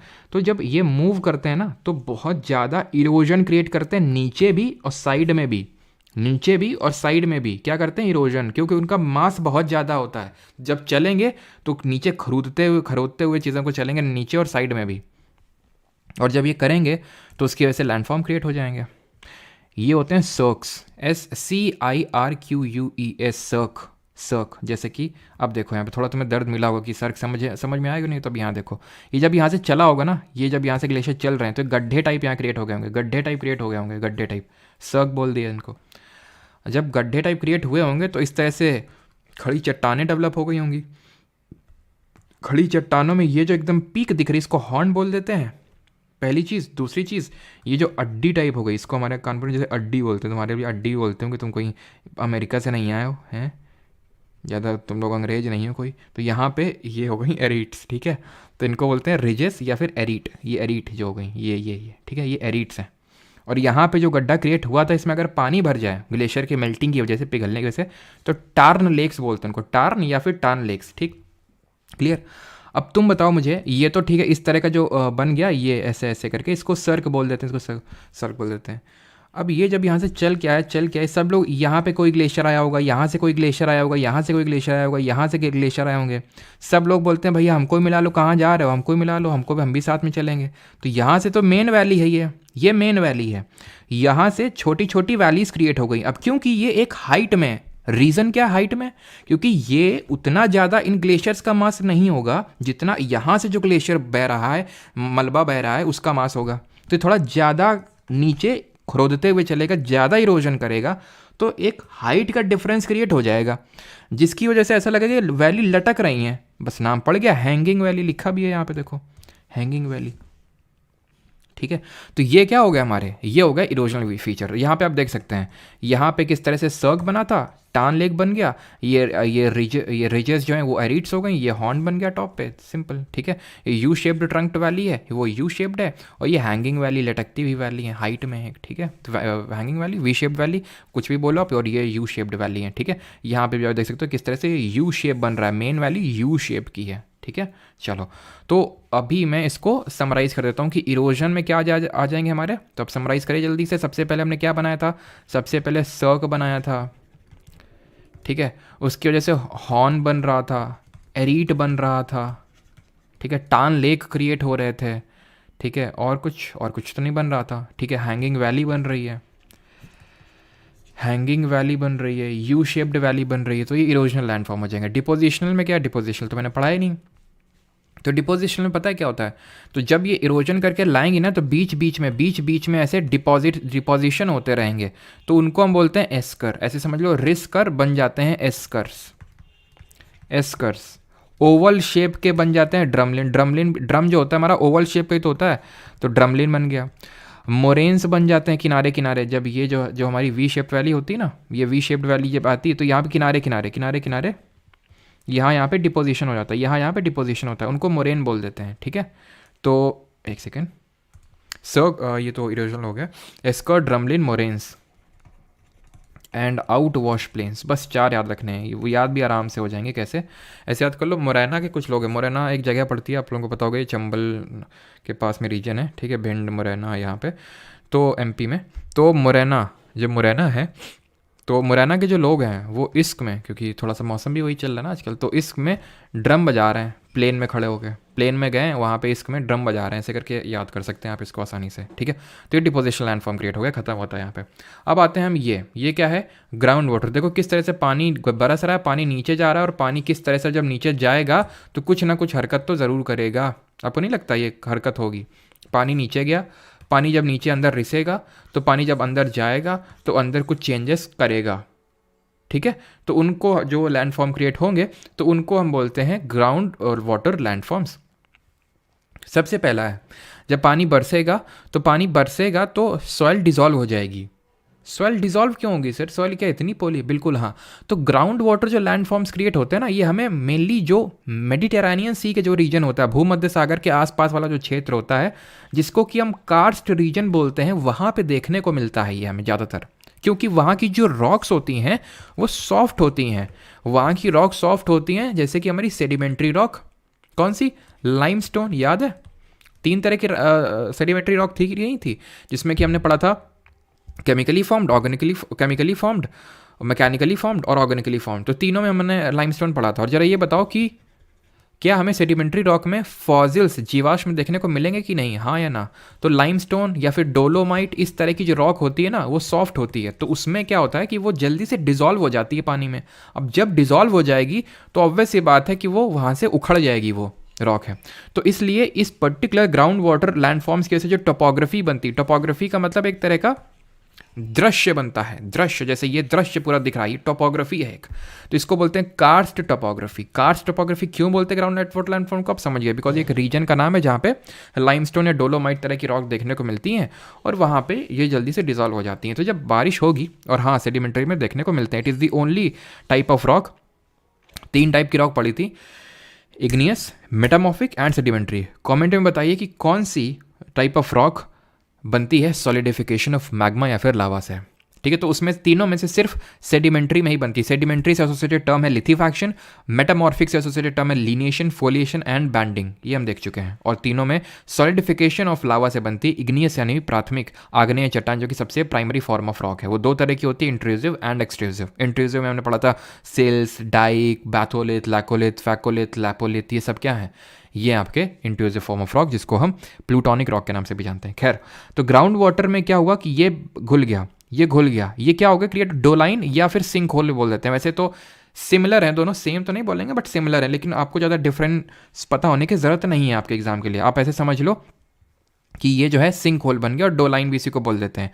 अब ये होता ये है कि ये सिंक होल जो बने हैं ना, ये सिंक होल आपस में अगर मिलने लगे, जैसे यहाँ पे गड्ढा हो गया, गड्ढा क्यों हो गया सर, क्योंकि जब पानी नीचे रिसा होगा तो नीचे की मिट्टी धंस गई होगी, जब धंस गई होगी, ये जो भी सिंक होल बना है, सिंक होल जो बना है, अब ये जब नीचे की मिट्टी यहाँ पे अगर खोखला है तो ये अगर ऐसे मिल जाएगा तो ये डोलाइन बोल देते हैं। तो ज़्यादा कोई डिफरेंस है नहीं सिंक होल और डोलाइन। ठीक है, ये सिंक होल या डोलाइन अगर आपस में मिल जाएंगे, जैसे यहाँ पे क्रिएट हो गया, यहाँ पे क्रिएट हो गया, यहाँ पे क्रिएट हो गया, फॉर एग्जाम्पल यहाँ पे ये दोनों आपस में मिल जाए, कैसे मिल सकते हैं, हो सकता है यहाँ पे क्रिएट हो जाए या फिर यहाँ पे भी क्रिएट हो जाए, तो ये बड़ा सा क्या बन जाएगा, ये जो बड़ा सा बन जाएगा ना गड्ढा, इसको बोलेंगे ऊ वाला। वैसे समझ लो कोई यहाँ पे खड़ा था और जैसे उसने देखा ओहो ये क्या हो गया, तो उसने बोला ऊ वाला, ये क्या हो गया, सरप्राइज हो गया। ठीक है, तो ऐसा याद कर सकते हैं कि सिंक होल, डोलाइन एंड ऊवलास, ये क्या है, इरोजनल लैंडफॉर्म्स हैं। क्लियर इतनी चीज़, ये देख सकते हैं, ये ऊवला बन गया, ऊवला बन गई है। ठीक है, ऊवला सिंक होल से, सिंक होल और डोलाइन से ऊवलास बन गया। अब जब ये पानी नीचे रिसा, इसने यहाँ पे सिंक होल ये सब बना दिया, यानी कि यहाँ पे गड्ढा क्रिएट कर दिया, तो वो कुछ लेके गया होगा ना नीचे, जो यहाँ पे से उखाड़ा है, तो उसको अब यहाँ पे धीरे धीरे डिपॉजिट कर देगा, क्योंकि ग्राउंड वाटर बहुत स्लो मूवमेंट होता है उसका, धीरे धीरे धीरे धीरे ड्रिप करेगा धीरे धीरे पानी। अब क्योंकि उसमें सेडिमेंट भी है, सिर्फ पानी तो है नहीं, यहाँ से जो तोड़ा है उसको भी डिपॉजिट कर रहा है, तो उनको यहाँ से क्या करेगा, ड्रिप करेगा। ड्रिप अगर हो गया तो नीचे ड्रिप होके ऐसे बन जाएगा जो सॉलिड पार्ट है, सॉलिड पार्ट। ड्रिप नहीं हुआ, वहीं पे स्टैच्यू किसी ने बोल दिया स्टैच्यू, तो वहाँ पर रुक जाएगा। क्यों स्टैच्यू, मतलब कि वो भाई अब उसमें इतनी हिम्मत नहीं कि वो नीचे ड्रिप कर सके, तो वहीं चिपक गया, लटक गया, खड़ा हो गया। क्या, ये जो हमारा ड्रिप हुआ है, तो इनसे जो लैंडफॉर्म बनते हैं उनको हम बोलते हैं डिपोजिशन। ये जो लटक रहा है इसको बोलते हैं स्टैलेक्टाइट, और ये जो आपको यहाँ पे खड़ा हुआ दिख रहा है इसको बोलते हैं स्टैलेग्माइट। अब याद कैसे रखेंगे, याद इसको ऐसे रखना है कि ये जो हैंग हो रहा है, ठीक है, इसको स्टेलेक्टाइट बोलते हैं, क्योंकि वो हैंग हो रहा है तो ग्रेविटी के अगेंस्ट है। अब क्योंकि वो ग्रेविटी के अगेंस्ट हैंग हो रहा है तो ऑब्वियस ये बात है, उसको फोर्स ज़्यादा लगाना पड़ेगा। ठीक है, टाइटली पकड़ के रखना पड़ेगा। ठीक है, उसको टाइटली पकड़ के रखना पड़ेगा कि नहीं, क्यों पकड़ के रखना पड़ेगा टाइटली, क्योंकि वो ग्रेविटी के अगेंस्ट है, तो स्टेलेक्टाइट। तो इस तरह से अगर क्वेश्चन बन जाए, जो कि बनने के बिल्कुल चांसेस हैं, सीडीएस वगैरह में तो अक्सर ही बनते हैं, तो आप आसानी से आंसर कर पाओगे। ये भाई टाइटली किसको पकड़ना पड़ेगा, जो ऊपर से लटक रहा है। अब अगर ये दोनों मिल जाए, सोचो दोनों आपस में मिल जाए, जैसे यहाँ मिल गया तो बन जाएगा खंबा। खंबा को बोलते हैं पिलर। स्टेलेक्टाइट, स्टैलेग्माइट और पिलर तीन ही डिपोजिशन लैंडफॉर्म होते हैं। तो इरोजनल में क्या क्या हो जाएंगे, इरोजनल में हमने पढ़ा सिंक होल हो गया, मुझे पता है बहुत सारे टर्म्स है बिल्कुल है, तो लोड मत लेना, अभी मैं बताता हूँ, बस जितना जा रहा है अंदर जाने दो, अभी लोड मत लेना तुम। ठीक है, अभी मैं बताता हूँ। सिंक होल, डोलाइन आपस में मिल गए तो ऊ वाला, ठीक है, ऊवलास बन गए। ठीक है, वैसे तो और भी होते हैं, जैसे कि आपके लाइम लेपीज होते हैं। ठीक है, लेपीज अब जब आपस में मिल जाते हैं काफ़ी सारे तो लाइमस्टोन पेवमेंट बन जाता है। ठीक है, इसको भी बता देंगे क्या है ये। वैसे तो लाइमस्टोन अगर आ जाएगा पेपर में तो तुम आसानी से आंसर कर पाओगे, क्योंकि तुम्हें पता है कि लाइमस्टोन जो है वहीं पे जहाँ पे लाइमस्टोन वाली रॉक होती है वहीं पे ग्राउंड वाटर लैंडफॉर्म्स हमें देखने को मिलते हैं। ये है लाइमस्टोन का पेवमेंट। मतलब ये है कि जैसे कि जब यहाँ पे पानी जब वो रिसा होगा तो यहाँ की जो चट्टान है वो घुल गई ना, ऐसे करके जो घुल गई, तो यहाँ से ऐसे करके पेवमेंट क्रिएट हो जाते हैं। इनको हम लाइमस्टोन पेवमेंट इन्हीं को बोलते हैं हम लोग। ठीक है, एंड डिपोजिशन में तो हमने देखा क्या, जो ऊपर से टाइटली पकड़ रखा है स्टैलेक्टाइट, जो नीचे से उठ रहा है स्टैलेग्माइट, और जो दोनों आपस में मिल गए तो बना देंगे खंबा यानी कि पिलर। ठीक है, अब आते हैं किस पे, अब आते हैं तुम्हें बीच में लेके चलते हैं। चलो भाई सभी लोग बीच में आ जाओ, है ना, जिसको साथ में लाना ला सकते हो। ठीक है, क्योंकि केव का भी इंतज़ाम कर रखा है हमने यहाँ पे। तो देखिए यहाँ पे क्या होता है, तो यहाँ पे होता ये है कि जो हमारी ये समुद्र है, समुद्र किनारे इस तरह से ये सारी चीज़ें होती हैं। तो समुद्र में वेव्स आती हैं, वेव किसी की वजह से भी आ सकती हैं। वेव्स हो सकता है वो साइक्लोन की वजह से वेव आए, साइक्लोन कभी कभी आते हैं। सुनामी तो बहुत ही कम आती है, मतलब साइक्लोन से भी कम आती हैं। टाइड दिन में 2 बार आती हैं, या फिर मान लो हवा चल रही तो हवा की वजह से वेव आ गई। तो वेव किसी की वजह से भी चल सकती है, ठीक है। अब जब वेव चलेगी तो जो किनारे में इस तरह से ये स्ट्रक्चर होगा, तो यहाँ पे इस तरह से जो स्ट्रक्चर है, यहाँ पे खड़ी चट्टानें डेवलप हो जाएंगी, इनको क्लिफ बोल देते हैं, ठीक, क्लिफ, क्लिफ बोल देते हैं। यहाँ पे ऐसे केव क्रिएट हो जाएंगे, बिकॉज सी वेव ऐसे बार बार आएंगी, बार बार आएंगी, बार बार आएंगी, तोड़ेंगी, और यहाँ पे केव बन जाएगी, केव गुफा, ठीक है। और गुफा में फिर तुम कुछ भी कर सकते हो, है ना। मतलब कि जैसे किताबें वगैरह लेके जाओ, वहाँ पे पढ़ाई वगैरह भी कर सकते हो, है ना। यहाँ पे अगर मान लो कि चट्टान है, ठीक है, बहुत ज़्यादा यहाँ पे वेव्स चली, तो ऐसी खड़ी चट्टान बन जाएगी, इसको बोलते हैं स्टैक। अब स्टैक ये बन गया, जो स्टैक पूरा भरा हुआ है, ऐसे मैं दिखाता हूँ, रुकना। ये स्टैक है पूरा, ठीक है, लाल का काला कर दिया इन्होंने। चलो, तो ये स्टैक हो गया, ठीक है, ये स्टैक। अब खुद ही सोचो कि जब यहाँ पे चलेगी, क्या यहाँ पे चलेगी आपकी वो, क्या वो, मतलब वेव, सी वेव, तो ये हो जाएगा इस तरह से, ये इस तरह से, इस तरह से, इस तरह से, इस तरह से क्या हो जाएगा, गड्ढा क्रिएट हो जाएगा, इसमें गड्ढा क्रिएट हो जाएगा इस तरह से। तो ये क्या बन जाएगा, ये आर्क की तरह बन जाएगा, आर्च, यहाँ पे देख पा रहे हो, आर्च बन गया एक, ठीक है, इस तरह से आर्च बन गया, ये आर्च बन गया, ऐसे करके आर्च बन गया। तो ये स्टैक से ही आर्च बन जाता है, ठीक है, सिंपल। तो यहाँ पे अगर इरोजन और डिपोजिशन की अगर बात करूँ, पहले ये तो किसी को डाउट तो नहीं है आता तक, ऐसा तो नहीं कि मैं मतलब सारी चीज़ें पढ़ाता चला जा रहा हूँ, तुम्हें कुछ डाउट हो कहीं पे बता दो जल्दी से, तब तक यहाँ पे मैं लिख देता हूँ।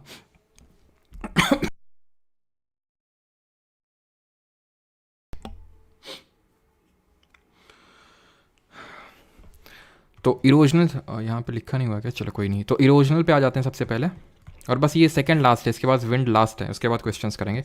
इरोजनल पे अगर हम बात करें तो सबसे पहले क्लिफ देखा हमने, क्लिफ, ठीक है, क्लिफ देखा। फिर हमने केव देखी, गुफा देखी। स्टैक देखा हमने, स्टैक, ठीक है। फिर हमने आर्क देखा, सी आर्क, जिसको आर्क भी बोल देते हैं, तो ये हो जाएंगे। डिपोजिशन में अगर बात करें, ठीक है, डिपोजिशनल लैंडफॉर्म में अगर हम बात करें, तो इसमें हमारे क्रिएट हो जाएंगे बीच। जो बीच होता है ना, जैसे गोवा वाला बीच है ना, तो वो बीच डिपोजिशन, जो सैंड डिपॉजिट होती है, इसकी वजह से क्रिएट होता है। सैंड ड्यून्स उनको बोल देते हैं, ठीक है। यहाँ पे बार्स, बैरियर्स, स्पिट्स देखने को मिलते हैं, बार्स, बैरियर्स एंड स्पिट। ये क्या होते हैं, बार, बैरियर, स्पिट, SPIT, ठीक है, स्पिट्स। यहाँ पे आप देख पा रहे होंगे इस तरह से जो ये बन रहा है, इसको बोलते हैं स्पिट, ठीक है। और स्पिट ऐसे ही यहाँ पे आपको एक, मतलब अगर जुड़ा हुआ है तो ठीक है, नहीं तो यहाँ पे आपको बैरियर देखने को मिलता है, बैरियर बोलते हैं उसको। तो ज़्यादा लोड लेने की ज़रूरत नहीं, बार, बैरियर, स्पिट, बार, बैरियर, स्पिट, ठीक है। ऐसे अगर ये एकदम ऐसे स्ट्रेट बन जाता है तो उसको बार बोल देते हैं हम लोग, ठीक है, बार्स। तो बार, बैरियर, स्पिट ऐसे याद कर लो। जब बीच में जाते हो तो बार ढूंढते हो, कहीं बार मिल जाए, है कि नहीं। बीच में पढ़ाई लिखाई करने तो गए नहीं, वहाँ पे एंजॉय करने के लिए गए हो, तो बार तुम देखोगे, बार कहाँ पे है। और वहाँ पे स्पिट करना मना होता है, ठीक है। और वहाँ पे जो है, वहाँ जाने के लिए काफ़ी बैरियर लगे होते हैं बीच में, या फिर ऐसे समझ लो कि तुम्हारे घर वाले तुमको वहाँ जाने नहीं देते हैं, वो एक तरह से बैरियर बने हुए तुम्हारे बीच ना जाने के लिए, ठीक है। इस तरह से याद कर सकते हैं, राइट।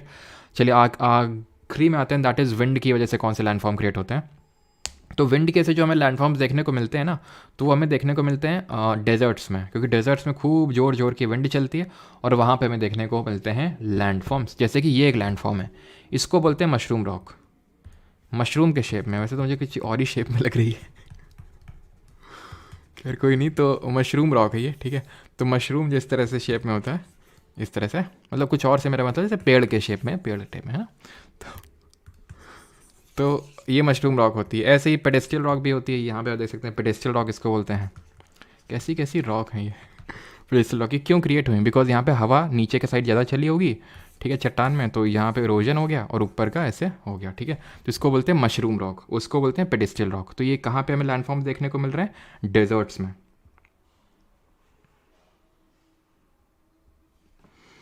सर आप बहुत सेल्फिश हो, बस इंग्लिश में ही पढ़ाते हो क्या। इसमें सेल्फिशनेस वाली बात कहाँ से है। अब मैं कोशिश तो यार करता हूँ कि हिंदी में बताऊँ, लेकिन भैया सॉरी फॉर दैट।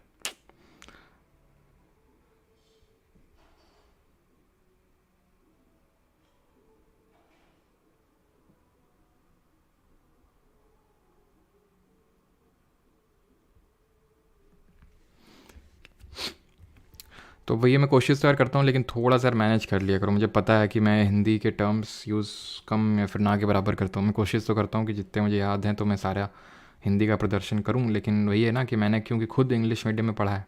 अब आप बोलेंगे कि ज़्यादा अंग्रेज बन रहे हो, तो क्या करें भाई, जब पढ़ा है तो पढ़ा है। शुरू से ही अंग्रेजी मीडियम माध्यम स्कूल में डाला गया था, तो वो उनकी गलती थोड़ी ना होती है। जैसे मुझे डाला गया तो मुझसे पूछ के थोड़ी ना डाला गया कि तुम्हें इंग्लिश में मीडियम में जाना कि हिंदी मीडियम में, है कि नहीं। तो मैं मानता हूँ, लेकिन वही है कि अगर आप बैच में हैं तो नोट्स आपको पूरी तरह से प्रॉपर हिंदी में ही मिलते हैं, ठीक है। अगर आप बैच में हैं तो वहाँ से आप ये उस पीडीएफ को खोल लीजिए और साथ साथ उसको करते रहिए, तो बेटर रहेगा मेरे हिसाब से ना। ये एक तरह का फर्टाइल प्लेन, मतलब एक नॉट फर्टाइल, डेजर्ट में कहाँ से इतनी फर्टिलिटी होगी, बट एक तरह का प्लेन क्रिएट हो जाता है। इसको बोलते हैं पेडी प्लेन, ठीक है, इसको बोलते हैं पेडी प्लेन। एक और टर्म होता है उसको बोलते हैं पेनी प्लेन।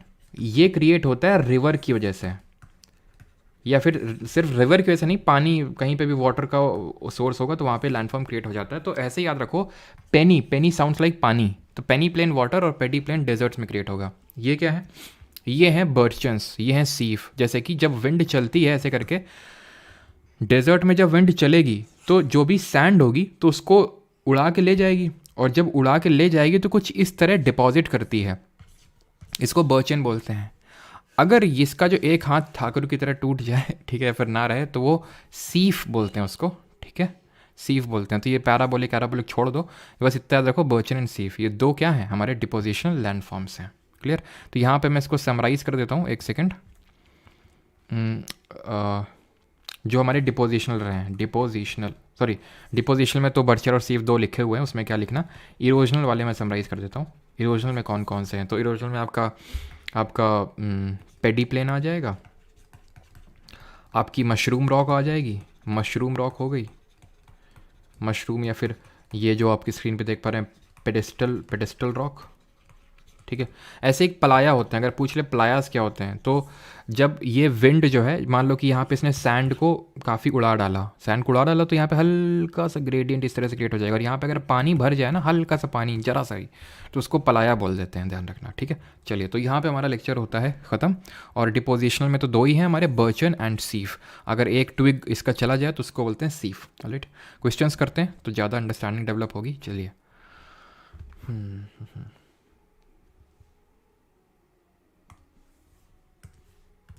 एंड हाँ, आई नो कि थोड़े से नाम से आपको दिक्कत हुई होगी, तो नाम के लिए ऐसा है कि जितने आपको याद हो गए, ठीक है, इसमें फोर्स मत करना खुद को कि नहीं करना ही है। थोड़ा जितने समझ में आते जाए, धीरे धीरे धीरे विद रिवीजन उतना करना। इसमें खुद को फोर्स मत करना बहुत ज़्यादा, क्योंकि इस टॉपिक से क्वेश्चन आते हैं तभी मैं पढ़ा रहा हूँ, लेकिन बहुत ज़्यादा नहीं आते हैं, और आएंगे भी तो मेरे हिसाब से। जैसे ये क्वेश्चन है MTS 2022 का, ये हमने पढ़ा है ना, लेकिन हो सकता है ये कई बुक्स में नहीं दिया होगा, ये आई थिंक लूसेंट वगैरह में नहीं दिया होगा, ठीक है। तो लेकिन ये क्वेश्चन आते हैं, आप ये स्क्रीन पे देख पा रहे हैं, 15 जुलाई 2022 के क्वेश्चन इवनिंग शिफ्ट का, और हम लोगों ने अभी पढ़ा ही है। सर ईशा के लिए समराइज़ कर दो। अच्छा, क्या समराइज़, लेक्चर? चलो अभी ये उसके थ्रू तो हो ही जाएगा, क्वेश्चंस के थ्रू, बाकी समराइज़ भी कर देंगे। रामा देवी के आगे TCS है जहाँ एग्ज़ाम होते हैं।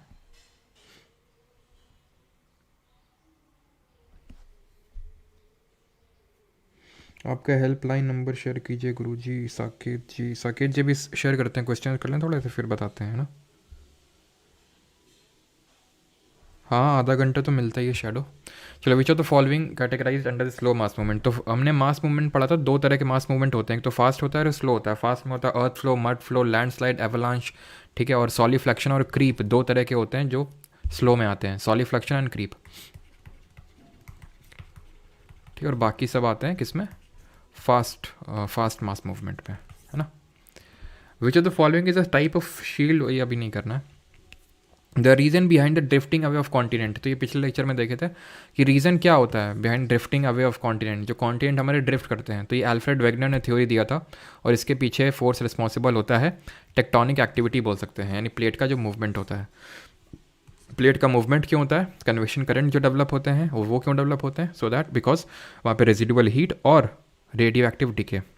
Exogenic geological processes include, exogenic process में क्या आएंगे आपके, तो दो तरह के हमने पढ़े थे, एंडोजेनिक जिसमें कि मैं डायस्ट्रॉफिज्म और वोल्केनिज्म आ रहा था। एक्सोजेनिक में आता है इरोजन, मास वेस्टिंग, वेदरिंग, इस तीनों आते हैं, that is means all of the above. आसान है ये तो। आंसर तो इसका ब्लिज़ार्ड होगा, लेकिन उतना ज़्यादा इंपॉर्टेंट नहीं है। ब्लिज़ार्ड क्या होता है?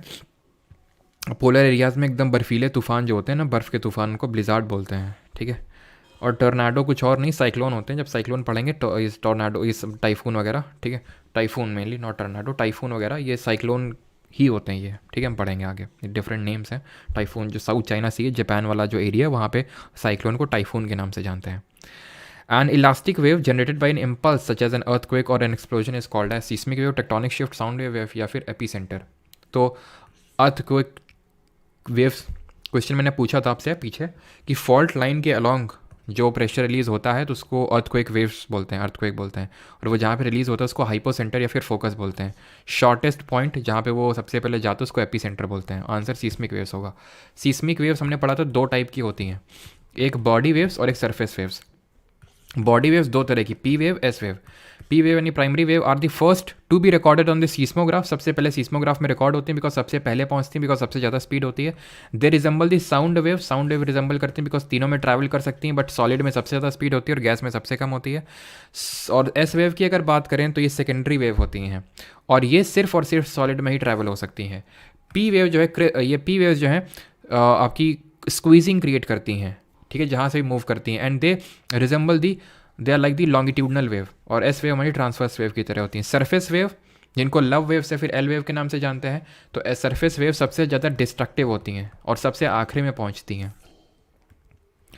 ठीक है। एपी सेंटर वही होता है, भूकंप ये जहाँ से ओरिजिन हुआ उसको हाइपोसेंटर, इसके जस्ट ऊपर जो पॉइंट होता है एपी सेंटर बोलते हैं उसको।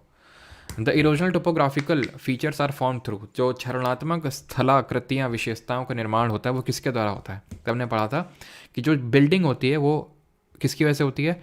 एंडोजेनिक की वजह से होती है, डायस्ट्रोफिज्म एंड वोल्केनिज्म। बट जो क्षरण होता है, वेदरिंग होता है, ये एक्सोजेनिक प्रोसेस की वजह से होता है। ऑप्शन नंबर ए आंसर सही होगा, ठीक है। What is the scale of earthquake का इंटेंसिटी? तो दो स्केल पड़ी थी अर्थक्वेक में। वेव्स के लिए सीस्मोग्राफ होता है, वेव्स को रिकॉर्ड करने के लिए, लेकिन इसकी इंटेंसिटी को मेजर करने के लिए हम किसका यूज़ करते हैं? मर्कैली स्केल का यूज़ करते हैं। और मैग्नीट्यूड का मेजर करने के लिए रिक्टर स्केल का यूज़ करते हैं। तो यहाँ पे आंसर क्या होगा? Earthquake intensity, seismic scale. चलो सीस्मिक स्केल यहाँ पे कंसिडर कर लेते हैं because seismo word is associated with earthquake, but actual में अगर इंटेंसिटी की बात करें तो मर्कैली स्केल से। ब्यूफर्ट जो स्केल है वो विंड स्पीड और डायरेक्शन दोनों को मेजर करने का काम करती है, ब्यूफर्ट स्केल, ठीक है। What causes an earthquake? भूकंप का कारण क्या होता है? तो भूकंप का कारण ये होता है कि फॉल्ट लाइन के अलॉन्ग प्रेशर रिलीज होता है और वो प्रेशर वेव्स के फॉर्म में रिलीज होता है, जिनके बारे में हमने पीछे पढ़ा। तो ये क्या आंसर होगा? फ्रीक्वेंट अकरेंस ऑफ साइक्लोन का कोई लेना देना नहीं है। Movement of plate of the earth which float on the hot volcanic mantle below earth surface. और इस हॉट वोल्केनिक मैंटल को क्या बोलते हैं, जरा बताइए कमेंट में जल्दी से। विच of the following is not an effect of earthquake? अच्छा क्वेश्चन, निम्नलिखित में से कौन सा भूकंप का प्रभाव नहीं है, बताइए। और सभी लोग भाई स्ट्रेट सीधा बैठ जाएंगे, डीप ब्रीथ ले लेंगे, पानी रखा करिए पास में, पीते रहा करिए, बॉडी को हाइड्रेटेड रखा करिए, है ना।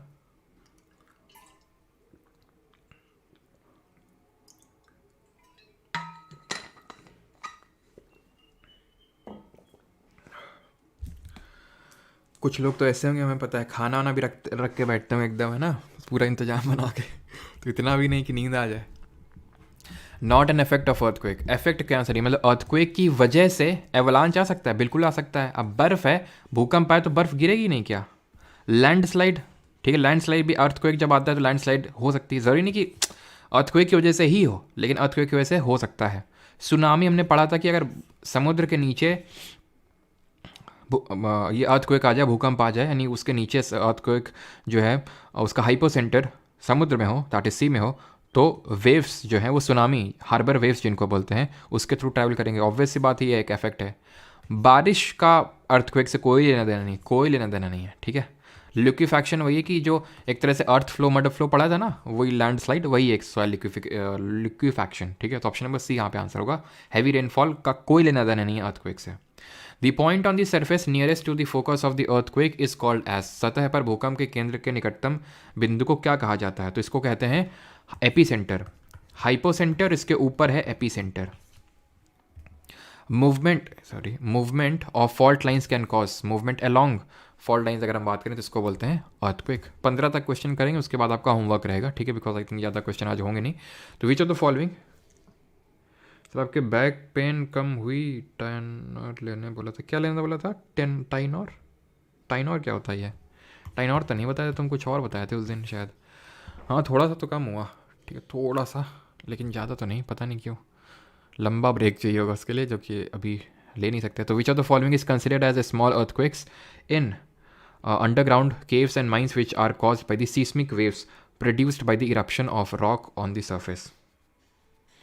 Which of the following is considered as a small earthquake in underground caves and mines which are caused by the... ठीक है, तो इसको हम बोलेंगे क्या?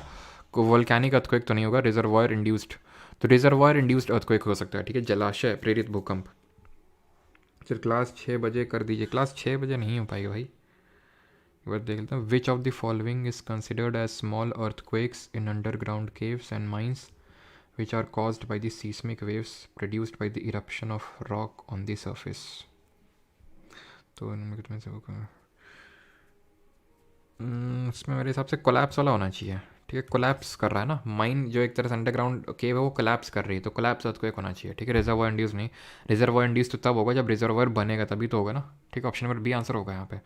डैश आर बिल्ड, जैसे आपने अभी सुना होगा ये हरदा में, मध्य प्रदेश में हरदा में एक पटाखा फैक्ट्री में कितनी जोर का, आपने आई थिंक सबने देखा होगा, कितना भयावह है, मतलब होता है इतना भयानक भयंकर था कि लोग बोल रहे थे कि ऐसा लग रहा था ज़मीन हिल गई है, भूख मतलब क्रैक्स डेवलप हो गए हैं। तो बिल्कुल अर्थक्वेक जो है वो नेचुरल रीजंस की वजह से, ज़रूरी नहीं कि प्लेट की स्लाइडिंग की वजह से ही अर्थक्वेक आए हैं, ऐसा ज़रूरी नहीं है। ये आर्टिफिशियल वजह से भी आ सकते हैं, ह्यूमन इंड्यूस्ड अर्थक्वेक बोलते हैं इनको। जैसे कोयना डैम है ना, कोयना रिवर पे, तो महाराष्ट्र में, तो जब वो बना था तो तब भी अर्थक्वेक आया था, ठीक है। तो क्यों? क्योंकि जैसे कि आप डायनामाइट है, डायनामाइट से चट्टान को तोड़ रहे हो, तो उसकी वजह से अर्थक्वेक आ सकता है, ठीक है। तो वहाँ पे हो सकता है कि छोटे लेवल का ही अर्थक्वेक आया हो, वो पटाखा फैक्ट्री में विस्फोट होने की वजह से। 14th, dash are build up by the liquid and solid rock erupting from the earth interior.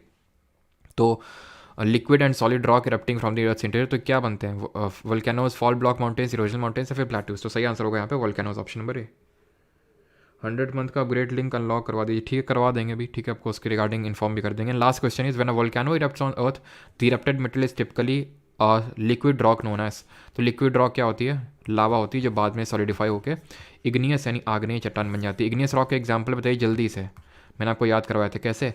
Gabru, granite, basalt, pumice. Gabru, granite, basalt, pumice. Metamorphic के क्या एग्जाम्पल हैं? मेटामॉर्फिक के मार्बल, क्वार्ट्जाइट, चेस्ट, ये एग्जाम्पल है उसके। ग्नाइस, ठीक है, मैं लिख देता हूँ, ये मेटामॉर्फिक एग्जाम्पल है। मार्बल, ठीक है, ग्नाइस, ठीक है, चेस्ट, क्वार्ट्जाइट, क्वार्ट्ज नहीं क्वार्ट्जाइट, ठीक है। और सेडिमेंट्री के लाइमस्टोन, सैंडस्टोन, चॉक, ये सब इसके हैं, ठीक है, एग्जाम्पल्स किसके?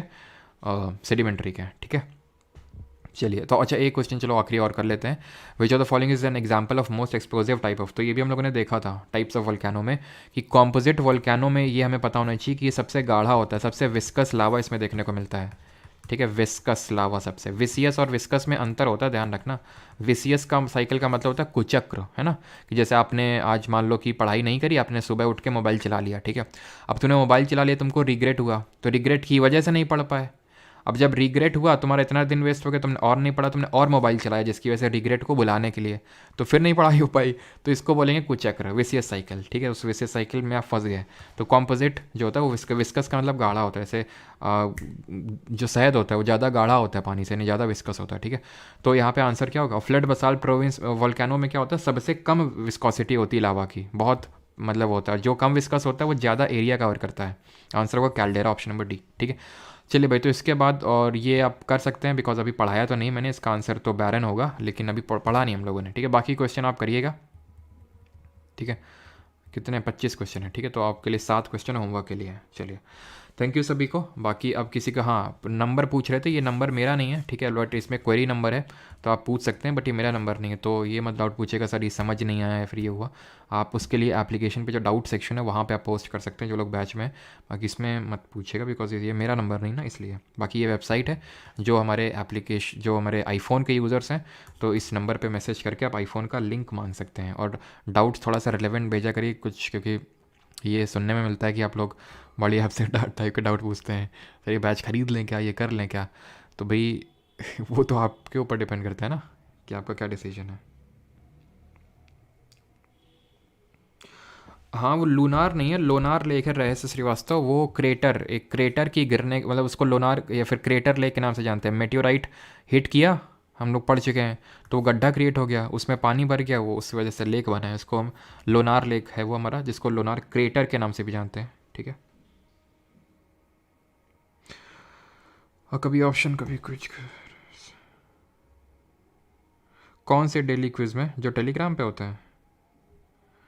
प्राची कौन से क्विज क्या बात कर रहे हो? हेलो सर, 4 पॉइंट कब से स्टार्ट होगा? जब ये बैच कंप्लीट हो जाएगा मानसिंह तब स्टार्ट होगा, सो दैट आप लोग जो लोग अभी चीज़ें कर रहे हो तो वो लोग ये बैच कंप्लीट होने के बाद तब PYQ सीरीज़ 4 में आप रेगुलर हो सको।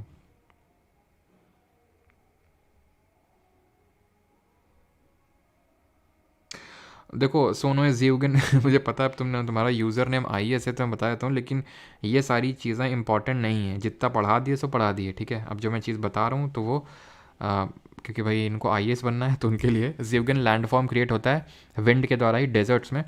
इस तरह से एक प्लेटफॉर्म, इस तरह से नहीं, टेबल जैसा प्लेटफॉर्म इस तरह से क्रिएट हो जाता है, उसको जीवगन बोलते हैं।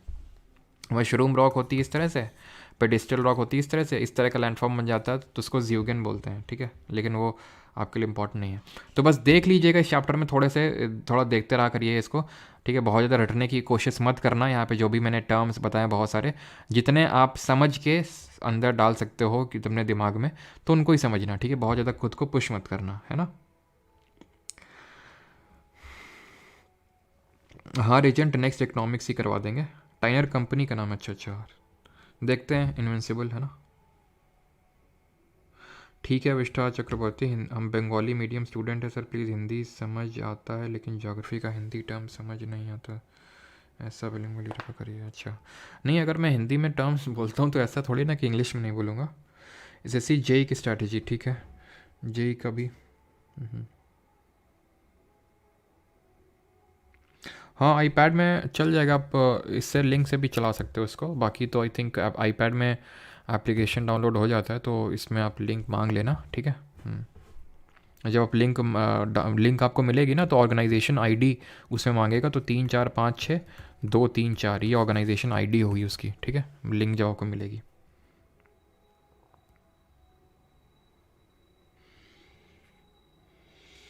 वेडनेसडे क्लास होगा, क्यों वेडनेसडे क्या है होगा? अच्छा अच्छा समझ गया, होगी भाई, क्यों नहीं होगी। अब समझ सकते हो, दुख दर्द बिगड़ा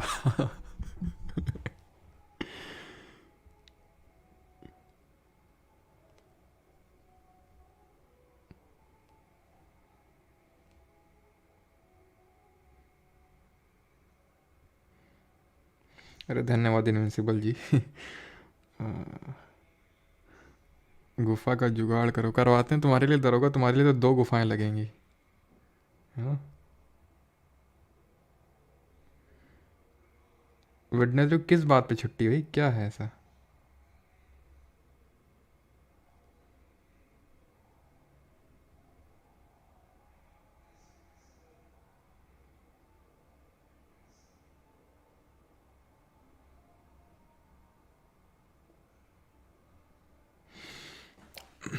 सर मॉक मिल पाएगा क्या SSC के लिए?